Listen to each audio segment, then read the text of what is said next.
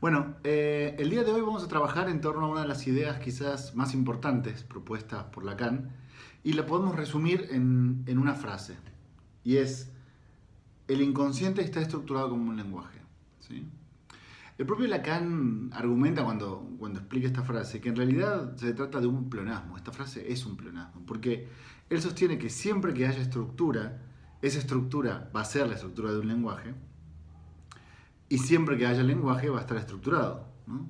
Entonces, decir estructurado y como un lenguaje es decir dos veces lo mismo. ¿Sí? De todas maneras, lo que yo les voy a proponer para que comencemos la clase del día de hoy en torno a la idea del inconsciente en Lacan, el inconsciente estructurado como un lenguaje, es precisamente tratar de abarcar las dos partes de esta frase, las dos partes que componen esta frase, como si fueran dos entidades separadas. Obviamente que no lo son, obviamente que no es así. Este axioma lacaniano, que es uno de los axiomas quizás más importantes en la teoría de Lacan, se presenta como uno solo.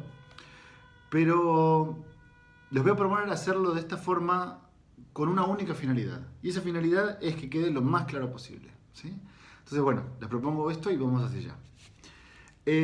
Quisiera arrancar por decir que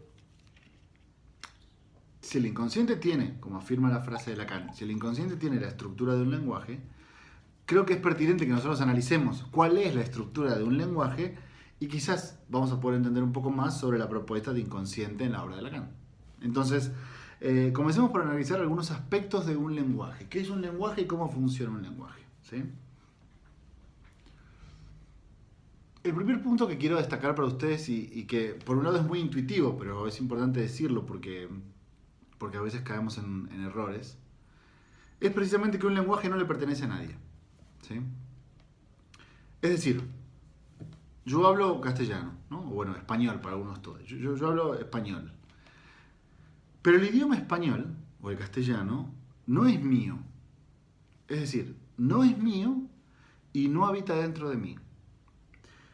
Más bien lo que sucede es que yo tomo las palabras que son propias de cada uno de esos idiomas, en mi caso particular el castellano, e intento con esas palabras decir algunas cosas. Como por ejemplo, lograr comunicar lo que veo, lograr comunicar lo que siento, lograr comunicar lo que pienso, ¿no? Lograr comunicar lo que quiero. Eh, Piensen en el ejemplo que para mí es uno de los más claros de todos. Piensen en la vida de un niño. A él, cuando llega a este mundo, cuando empieza a adquirir la capacidad de hablar, e incluso mucho antes de eso, mucho antes de que él pueda hablar, ya hay gente que le habla, ¿no? Y entonces cuando le habla, le son enseñadas a ese niño ciertas palabras propias del idioma. Es decir, esto se dice tal, esto tal otro se dice tal, esto que te pasa se llama tal, ¿no? Y de allí en adelante, él va a tener que utilizar estas palabras del idioma que le fueron enseñadas para precisamente poder hablar y hacer esto que decíamos hace un rato, comunicar lo que ve, comunicar lo que siente, lo que piensa, lo que quiere, ¿no? Hablar. Pero, y ese es el punto que yo quisiera que reparen ustedes un momento, pero ¿de dónde vienen esas palabras? ¿De dónde provienen esas palabras? ¿Del niño? Es evidente que del niño no, ¿no? Precisamente porque él las tiene que aprender y luego utilizarlas. Entonces, aun cuando las aprende y las utiliza para decir cosas que sean de él, esas palabras no le pertenecen. El idioma no le pertenece. Este punto es sumamente importante. Ustedes se preguntarán por qué reparo tanto en él. Y es porque es muy frecuente para mí, seguramente para ustedes también, escuchar a colegas decir cosas como las palabras del paciente, ¿no? Bueno, no, es que esas son las palabras del paciente, dicen en un coloquio, lo citan y dicen, claro, son palabras del paciente. O, por ejemplo, en una supervisión, te dicen, no, bueno, dicen lo que el paciente dijo y dicen, bueno, y esas son las palabras del paciente. Como si hubiera cierto mérito en el hecho de recabar primero las palabras que dijo el paciente y segundo, como si la frase, las palabras del paciente tuviera algún sentido, ¿no? En sentido estricto, las palabras no le pertenecen al paciente.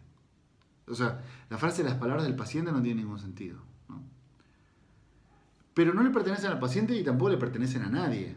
Ni a él ni a nadie. Porque tampoco nosotros podríamos decir, bueno, esas palabras no son suyas, son palabras de su madre, ¿no?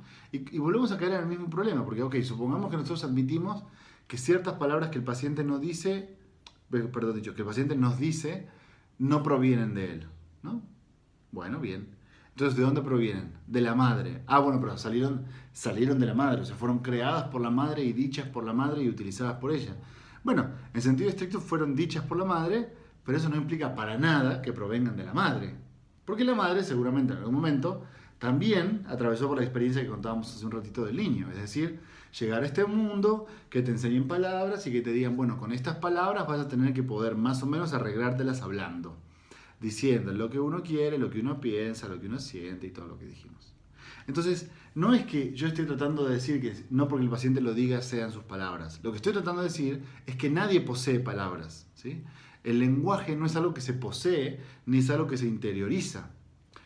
Sobre ese segundo punto es sobre el que voy a discutir en un momentito. Pero primero que nada, quería dejar muy en claro cómo para mí es un error absoluto creer que el lenguaje proviene de alguno de nosotros o que alguno de nosotros puede poseer el lenguaje. O sea, que yo tengo el castellano o el español, que otro tiene el inglés, que otro tiene el francés. No funciona para nada así, ¿no?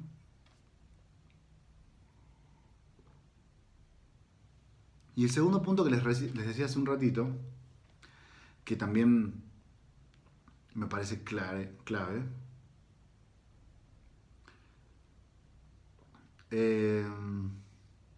No, perdón, me salté un punto de los que preparé aquí para ustedes. Antes de pasar al segundo punto, hay algo más que quiero decirles.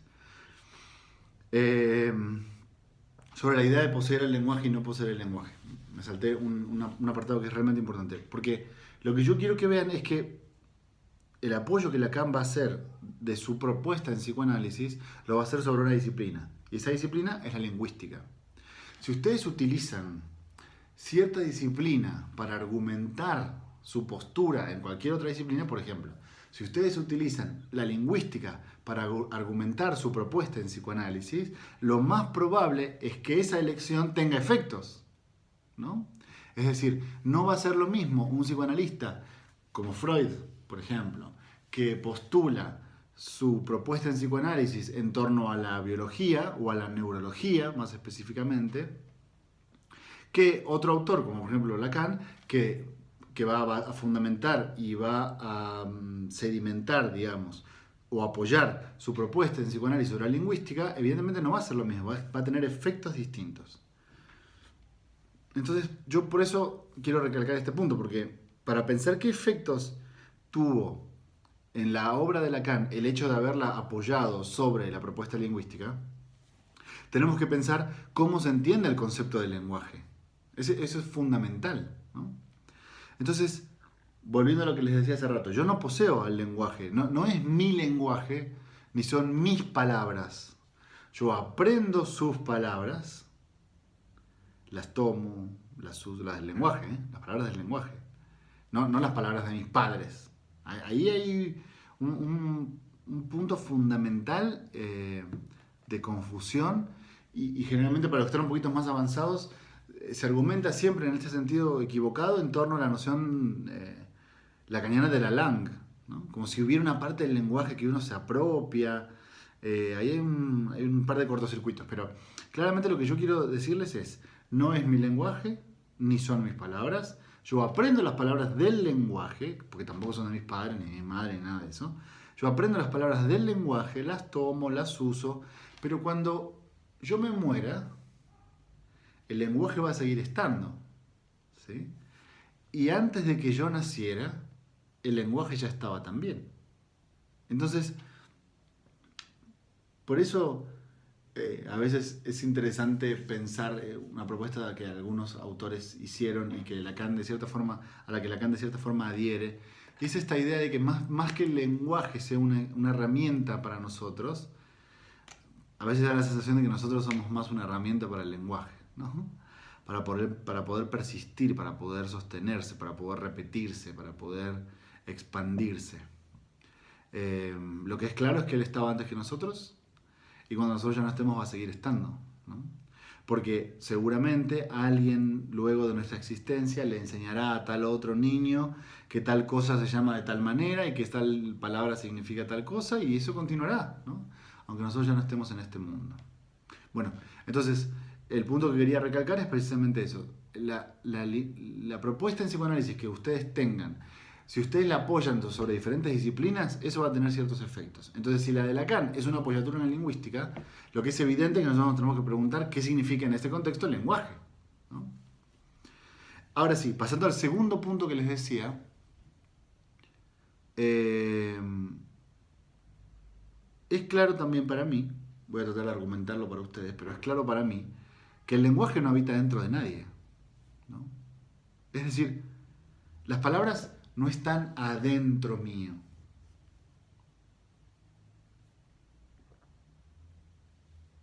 Y ese es también un error sumamente común, ¿no? Sumamente común, sobre todo cuando uno se aproxima a este problema desde las perspectivas como más intuitivas, digamos, desde lo que la gente dice todo el tiempo. Pero en sentido estricto, yo no tengo palabras que provienen de adentro mío y que salen cuando las digo. ¿Ven? Ahí está como la espacialidad más intuitiva. Es decir, cuando yo digo una palabra, esa palabra está dentro mío y cuando las digo la saco de mí y la pongo afuera y ahora ya está afuera. Entonces salen cuando las digo.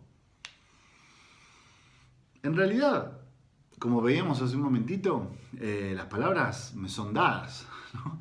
Las palabras me las da alguien. Me las da alguien para que yo las utilice desde el lenguaje y las use, pero en realidad ya provienen desde afuera. No es que en sentido estricto estén adentro mío y yo las saque después. El lenguaje está fuera de mí siempre, aun cuando yo haga de él un uso sumamente íntimo, ¿no? Ahí está, me parece, para los que están un poquito más avanzados, la propuesta de extimidad lacaniana, ¿no? Es decir, es interesante el juego de palabras, intimidad, exterioridad, porque lo que está tratando de decir Lacan es que eso que es más propio, personal, individual, particular de cada uno de nosotros, en realidad viene de afuera, ¿no? Eso que nosotros consideramos lo más íntimo, lo más propio de nuestro ser, en realidad proviene desde afuera. Está construido con palabras que provienen desde el exterior, porque el lenguaje está fuera de mí. Entonces, en conclusión, podríamos decir que el lenguaje no me pertenece y no está dentro mío. ¿Ok? Esas serían dos conclusiones que tendríamos que sacar en torno a pensar el problema del lenguaje en la lingüística de Lacan. Dicho esto, continuamos un pasito más. Ahora bien, si el inconsciente de Lacan, porque en ese sentido no creo que tenga absolutamente nada que ver con la propuesta de inconsciente de Freud, ¿no? Entonces, si el inconsciente de Lacan está estructurado como un lenguaje, entonces nosotros tendríamos que poder admitir que respeta las mismas reglas estructurales que vimos recién, ¿no? Es decir, que si el inconsciente tiene esa estructura, entonces no puede admitirse, no se puede admitir, es imposible admitir, digamos, que le pertenezca a alguien o que habite dentro de alguien, ¿no? Esto ya es algo suficientemente complejo, me parece, porque, como decíamos hace un momento, yo utilizo palabras para decir cosas que tienen relación conmigo, obviamente, ¿no? Como yo les decía, lo que quiero, lo que siento, lo que pienso, lo que estoy, lo que me está pasando, lo que me sucede, lo que es mi vida, la historia de mi vida. Yo todo eso lo cuento a través de palabras, pero en sentido estricto, aunque esas palabras tengan una estricta relación conmigo, en sentido estricto no son mías, no me pertenecen. ¿Sí? Aun cuando uno de los efectos más curiosos que ustedes van a encontrar en la clínica es cómo hay gente que cree que las palabras le pertenecen, ¿no? Hay palabras que están profundamente enraizadas en su vida y en su historia. Entonces los pacientes calculan de una u otra forma, aun cuando no lo digan así, ¿no? Pero calculan de una u otra forma que esas palabras les pertenecen, ¿no? Cuando más bien lo que sucede es que las palabras representan una cosa frente a otra, ¿no? Eso lo veremos más claramente cuando trabajemos la clase de significante.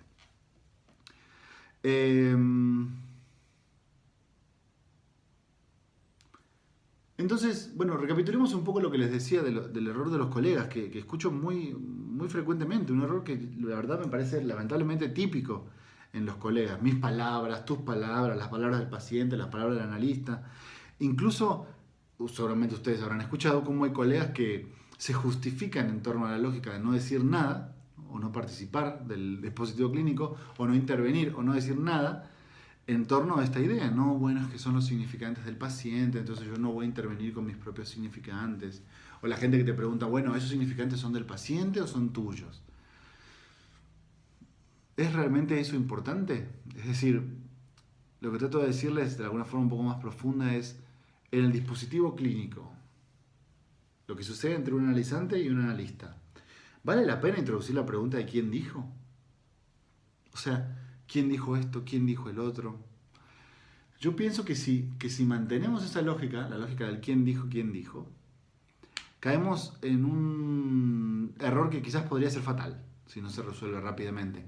Y es el error de la personalización de las cuestiones clínicas, ¿no? Como si ustedes siguen trabajando en función de lo que dice el paciente, lo que dice el analista, ustedes entienden al paciente y al analista como dos entidades profundamente corpóreas, ¿no? Como dos personas, por decirlo de alguna forma, como dos personas. Y me parece que un dispositivo que está armado de psicoanalítico, que está armado de personas, puede ser problemático, ¿sí? Hay que ver si lo que se trata ahí es de otra índole, no de la índole de lo personal, que admite, lo personal admite únicamente la posibilidad de lo corporal, ¿entienden? Obviamente, hay personas en el momento en que hay individuación, y hay individuación únicamente por lo corporal, porque los límites del cuerpo están muy bien establecidos, hasta dónde llego yo y dónde empieza el otro. De hecho, no hay forma de alterar eso. No hay forma de alterarlo, ¿no? Ni siquiera piensen ustedes, por ejemplo, en el acto sexual, aunque la sensación es de fundición, en sentido estricto no sucede jamás. No sucede jamás, ¿no? Ahora bien, no me quiero ir del tema, pero esto es importante. No hay fundición, es decir, la individuación solamente es posible en las lógicas del cuerpo, en las lógicas de las personas, ¿no? En la lógica de lo imaginario. Ustedes saben que el ámbito de lo imaginario en Lacan es el ámbito de las consistencias, ¿no? Lo que consiste, todo lo que consiste es imaginario. Entonces, claro, si ustedes mantienen su clínica en el tenor de lo imaginario, en el tenor de los individuos, en el tenor de las personas, por supuesto que van a estar muy interesados por saber quién dijo quién dijo. Esto lo dijo el paciente, esto lo dijo el psicoanalista, ¿quién lo dijo? ¿Quién lo dijo? Obviamente. Pero me parece que tendrían que ustedes poder aspirar a una clínica mucho más interesante. Que es una clínica que deja atrás las individualidades. ¿Entienden? Y entonces deja atrás la problemática de las personas. O sea que deja atrás la problemática de lo imaginario y se enfoca muchísimo más en un discurso que atraviesa individualidades. Como yo les decía hace un momento, el niño aprende las palabras y después las utiliza. Y cuando el niño se muere, las palabras siguen. Entonces las palabras no son problemas de personas. ¿Entienden lo que trato de decir? El significante no es un problema de persona. Porque el significante está antes y el significante va a seguir cuando ya no estemos. La clínica que yo quisiera proponerles a ustedes a lo largo de este curso es una clínica en la cual lo que realmente no importa son las personas, sino los significantes, ¿sí? Entonces, yo pienso que cuando los colegas dicen mis palabras, tus palabras, las palabras del paciente, han caído en una trampa, ¿sí? Y es la trampa de lo imaginario, la trampa de lo imaginario de lo individual del cuerpo. Ahora bien, en este sentido, en el sentido lacaniano del psicoanálisis, esto es inadmisible. Es inadmisible puesto que nadie posee las palabras que se utilizan para hablar. Las palabras ya estaban ahí desde antes que nosotros y seguirán cuando nosotros ya no estemos. Creer que es diferente es caer en este engaño que mencionaba hace un ratito para ustedes. ¿Por qué? ¿Dónde está el engaño especular, digamos? ¿Dónde está el espejismo? En creer que porque esas cuerdas vocales se mueven, esas palabras provienen de ese cuerpo. Si ustedes ya han caído en ese engaño, van mal para el psicoanálisis, ¿sí? Van mal.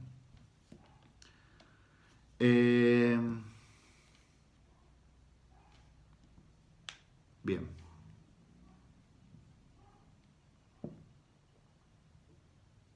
Seguimos entonces un poquito más, ¿no?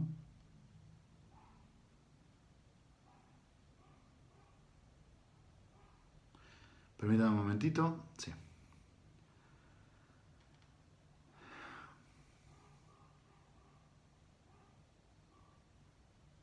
Entonces, continuamos. Entonces, si nosotros podemos admitir que la estructura del inconsciente es la del lenguaje, y también podemos admitir que no hay lenguaje que habite dentro de nadie, ni que hay lenguaje que le pertenezca a nadie, entonces con el inconsciente sucede lo mismo. ¿Sí?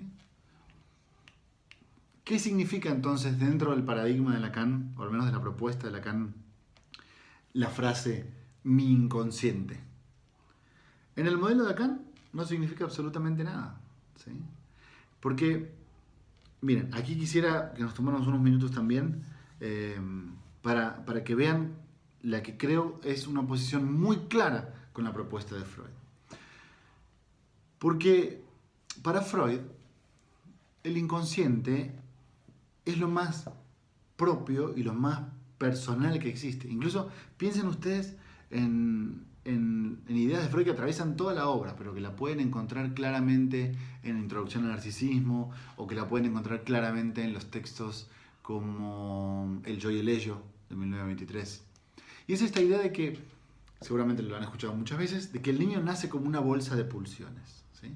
Lacan se ríe muchísimo de la idea de la bolsa. En Freud se burla mucho de la idea de la bolsa, sobre todo por el problema topológico que genera la bolsa con pelotitas adentro, dice Lacan, ¿no?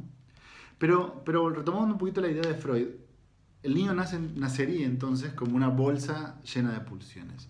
Esa bolsa llena de pulsiones en el esquema freudiano es estrictamente inconsciente. ¿Sí? ¿Qué sucede luego? Estoy resumiendo en términos muy rápidos y casi un poco irresponsables, pero si les interesa pueden revisar los textos que les acabo de sugerir. ¿Qué sucede luego? Bueno, que la interacción con el mundo externo, o como Freud le llama, la interacción con la realidad, va generando que ese sistema inconsciente vaya teniendo ciertas decepciones propuestas por la realidad.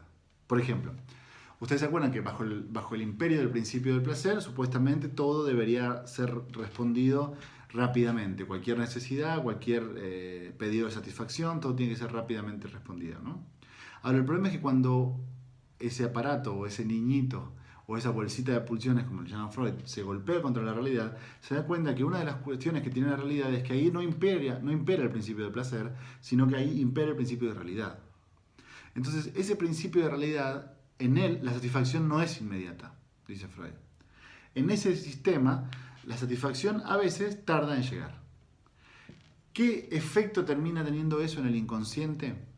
Que se va haciendo como una especie de cicatriz, como una especie de costrita, como una especie de cosita dura por los impactos que va teniendo con la realidad. Y eso es lo que Freud terminará llamando luego el yo. Entonces, ustedes ya pueden ir viendo que en el modelo freudiano es mediante las primeras interacciones con la madre, mediante las primeras interacciones con el mundo, que el yo se empieza a crear. Por eso, en el sistema de Freud, el yo es una instancia estrictamente proveniente desde el exterior, como decíamos recién, ¿no? Ahora bien, aun cuando la explicación terminara ahí, digamos que no seguiremos analizando otras cosas que ustedes podrán encontrar, por ejemplo, en Pulsiones y Destinos de Pulsión, aun cuando termináramos ahí la explicación del modelo freudiano, rápidamente ustedes se pueden dar cuenta que queda la sensación de que hubiera algo más verdadero, algo más real en el inconsciente. ¿Entienden? Porque es como más propio del sistema. Es algo que estuvo desde siempre. Desde que el sistema aparece está esta cosa como de querer satisfacerse primariamente en torno a esas necesidades o esas pulsiones. ¿Se entiende? Entonces, en ese modelo, la sensación que da es que el yo es una cosa como medio adaptativa. ¿Sí? Es como si el yo fuera algo que surge de la necesidad de adaptarse un poco a la realidad. Por eso a los colegas lacanianos les da tanto terror el yo, porque es como si la peor instancia falseadora, mentirosa y todo lo que ya saben, porque no hace falta que se lo repita, está dada por la existencia del yo para estos colegas. ¿Sí?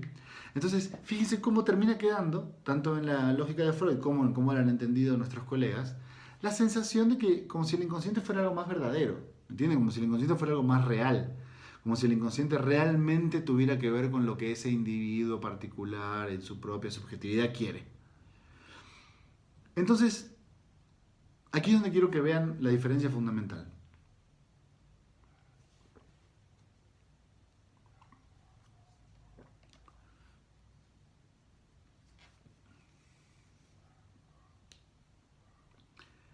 Mientras que para Freud el inconsciente es lo más propio y lo más personal que existe, en oposición al superyo o al yo que provienen de demandas exteriores. De hecho, recuérdense esta idea de Freud del núcleo de nuestro ser. ¿Se acuerdan? Esta idea que él toma de Schopenhauer, donde dice, bueno, claro, a lo que me refiero es al núcleo de nuestro ser. Punto que Lacan critica abiertamente, ¿no?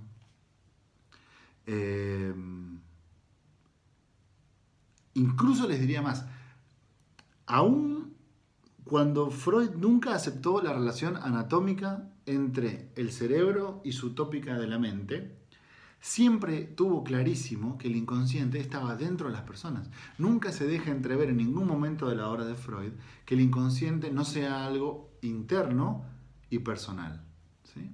Entonces, ahí tenemos como un quiebre, para mí, evidente, por distintas, como les decía, distintas apoyaturas, termina teniendo efectos distintos. Por ejemplo, en el modelo de Freud, el hecho de haber apoyado el inconsciente en una teoría pseudobiológica, digamos, imaginariamente biológica, como la que piensa Freud, y en la neurología, te da por efecto un inconsciente que es personal, individual, particular, que representa lo más propio del núcleo de nuestro ser y que además está adentro del cuerpo.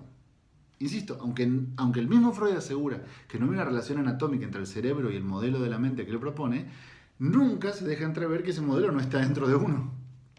Ahora, en la esquina de enfrente, en la propuesta de Lacan, tenemos un tipo que hace una apoyatura sobre la lingüística y entonces el concepto del lenguaje termina teniendo un punto central en esta propuesta.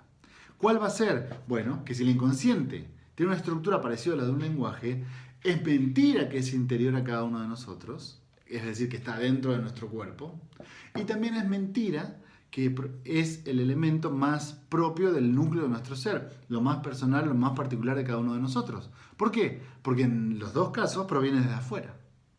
Proviene de afuera y habita afuera constantemente, ¿sí? Entonces, espero que esté quedando claro para ustedes cómo son dos columnas de dos modelos radicalmente distintos por la apoyatura en la disciplina que deciden, en la que deciden basarse, ¿sí? Espero que quede claro este punto.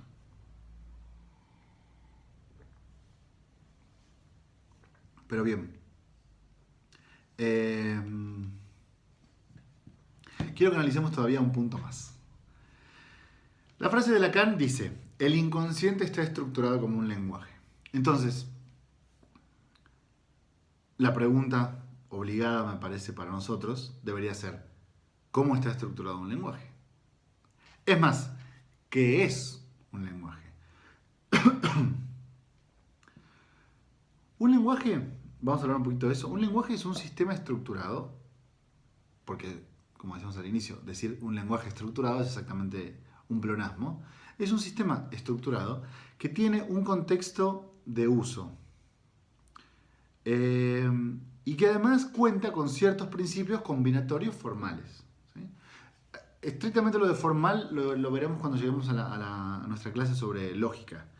Pero quiero que entiendan por lo menos que es un sistema estructurado que opera en un contexto de uso, es decir, no opera en cualquier contexto de uso, y que además tiene ciertos principios combinatorios que son lógicos y necesarios para que ese sistema opere. Hay distintos tipos de lenguaje, ¿no? Hay lenguajes naturales, hay lenguajes animales, pero también hay lenguajes formales, como les decía, como la matemática. Hay un lenguaje matemático, ¿no? Lenguaje natural es un lenguaje que no es un lenguaje formal. Es decir, por ejemplo, el lenguaje matemático es un lenguaje formal, el lenguaje de la programación es un lenguaje formal, el lenguaje... se me acaba de ir la palabra. Hay lenguajes lógicos, que son lenguajes formales, y hay lenguajes naturales. Un lenguaje natural es como el que nosotros estamos hablando en este momento, ¿sí? Eso es un lenguaje natural. Entonces, y pensándolo a detalle, las palabras dan cuenta de la estructura del lenguaje, ¿no? Porque tenemos un lenguaje armado por palabras, es cierto, Pero a nivel formal, esas palabras de las cuales se utiliza para hablar, estrictamente hablando, no dan la estructura del lenguaje, dan más bien el contenido del lenguaje. ¿Sí? Voy a tratar de explicar esto, yo sé que es un poco complicado, como les decía, lo vamos a argumentar mucho más fuerte en nuestra clase sobre lógica, pero en este nivel voy a explicarles lo que es realmente necesariamente imprescindible para poder comprender este punto. Entonces les decía, ¿las palabras dan cuenta de la estructura de un lenguaje? No, la verdad es que no. No dan cuenta de la estructura de un lenguaje. Porque hay lenguajes estructurados que no tienen palabras, ¿no? Hay lenguajes que están muy bien estructurados que para nada tienen palabras. Por ejemplo, 2 más 2 es 4. 2 más 2 igual 4. Las palabras, como les decía hace un ratito, no dan cuenta de la estructura del lenguaje. Las palabras dan cuenta del contenido del lenguaje. Entonces, no es lo mismo, como les decía hace un ratito, que ustedes piensen, por ejemplo, en una construcción. Piensen en un edificio que está en construcción. Ese edificio que está en construcción comienza por construirse a partir de sus pilares estructurales fundamentales, ¿no? Que podrían ser vigas y columnas. Desde ahí después se crearán las paredes, después se pondrán las puertas y al final se pintarán las paredes de cierto color. Ahora bien, obviamente, como les digo siempre, no es lo mismo tener una casa roja que azul que amarilla. Por supuesto que no es lo mismo, cambia diametralmente una cosa a la otra. Lo que no cambia en ese cambio es que se altere la estructura. Entonces, ustedes pueden sufrir modificaciones, esta es la propuesta de Aristóteles, ¿no? Ustedes pueden sufrir modificaciones a nivel de los accidentes, como por ejemplo el color en el que pintan, la puerta que eligen, las luces que utilizan, y pueden tener cosas que sean invariables a nivel de la estructura. Por ejemplo, cuáles son las vigas, cuáles son las columnas, ¿sí? En ese sentido, las palabras no son las vigas y las columnas del lenguaje. Más bien las palabras son el contenido del lenguaje, los colores de las paredes, esas son las palabras, pero la estructura está dada por un análisis estrictamente formal, que lo único que tendría que analizar es cuáles son los modos de interacción de estos términos, ¿sí? Es decir, cómo se combina un término con otro término para poder analizar ciertas frases. Por ejemplo, sujeto y predicado, ¿sí? Sujeto y predicado son principios combinatorios que son importantes para entender el lenguaje, pero a un nivel estructural. Obviamente que no es lo mismo decir el perro ladra que decir la niña corre. Por supuesto que no es lo mismo a nivel fenomenológico. Ahora bien, eso no significa que la estructura sintáctica sea diferente. Porque a nivel estructural, lo que ustedes tienen tanto en la primera frase como en la segunda, es un modo formal de combinación entre el sujeto y el predicado. Espero que esto esté quedando claro para ustedes porque siento que, y aquí voy a hacer una digresión, porque siento que a veces la teoría de Lacan en torno a la idea de que la importancia del lenguaje, por ejemplo, el inconsciente está estudiado como un lenguaje, se entiende, por ejemplo, la afirmación de Lacan es el inconsciente está estructurado como un lenguaje. ¿Cómo lo entienden algunos colegas vulgarizando la idea? Las palabras son muy importantes, ¿no? Yo no digo que las palabras no sean importantes, lo que digo es que esa no es la propuesta de Lacan. Insisto, obviamente que es importante que una casa sea amarilla, o sea roja, o sea azul. Por supuesto que es importante. Ahora, a nivel estructural, eso no tiene nada que ver con lo que dice Lacan. Es el mismo problema, ¿entienden? Que el inconsciente está estructurado como un lenguaje no significa que las palabras que nos dicen nuestros padres son muy importantes y van a marcar nuestra vida y todo lo que ya sabemos. Significa algo diferente. Y eso diferente es que la forma de estructuración de la combinación de elementos formales del lenguaje es la misma que se usa para la creación del inconsciente. Más allá de cuáles sean las palabras que ustedes tienen por contenido del lenguaje o por contenido del inconsciente. ¿Entienden la diferencia? Me parece que ahí está el punto clave. Porque para entender la estructura, y esta es la clave de la propuesta de la clase de hoy. ¿Cómo vamos de tiempo? Bien, vamos bien.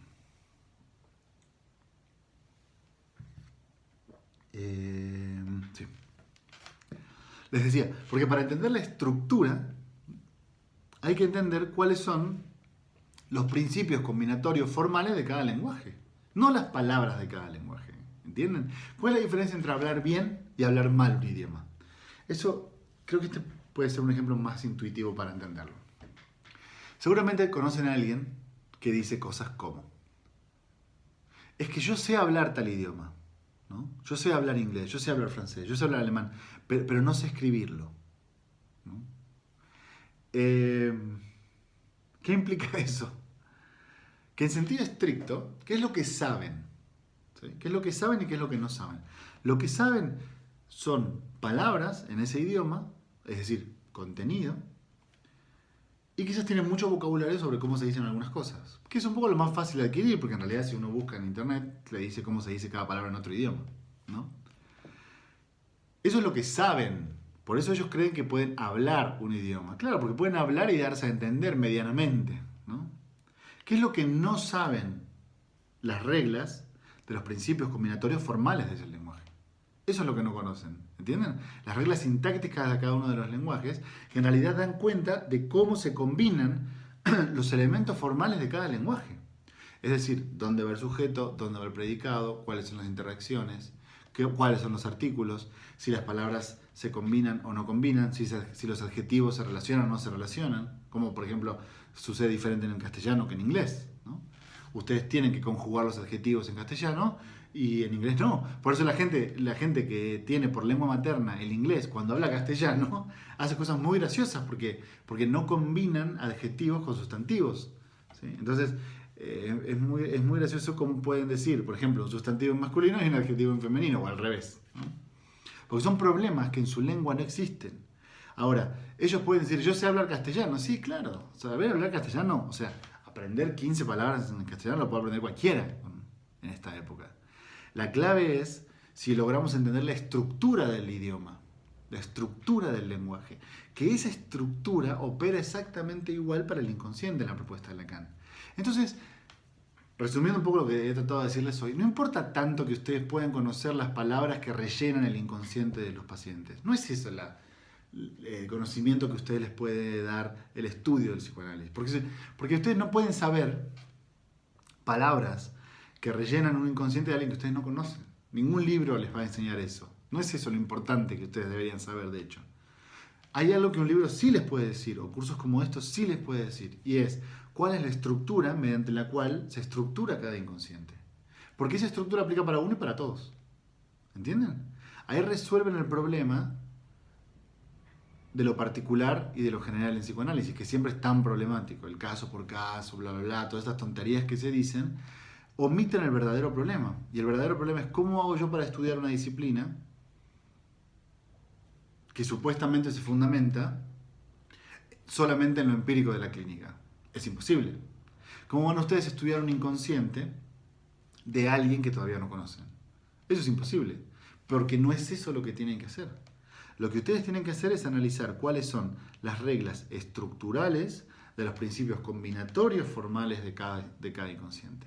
Eso sí que no cambia de individuo en individuo. ¿Entienden? Una forma más de decirlo y ya vamos cerrando. Para ustedes conocer un lenguaje, lo más importante no es lo que tienen que decir, ¿no? Sino cómo lo van a decir. Creo que ese es el punto central. Las formas, las palabras utilizadas para decirlo hay miles. Así es como operan precisamente la metáfora y la metonimia, ¿no? Formas de decir las cosas hay millones. Prácticamente son infinitas. Con movimientos metafóricos ustedes pueden decir casi cualquier cosa de cualquier manera.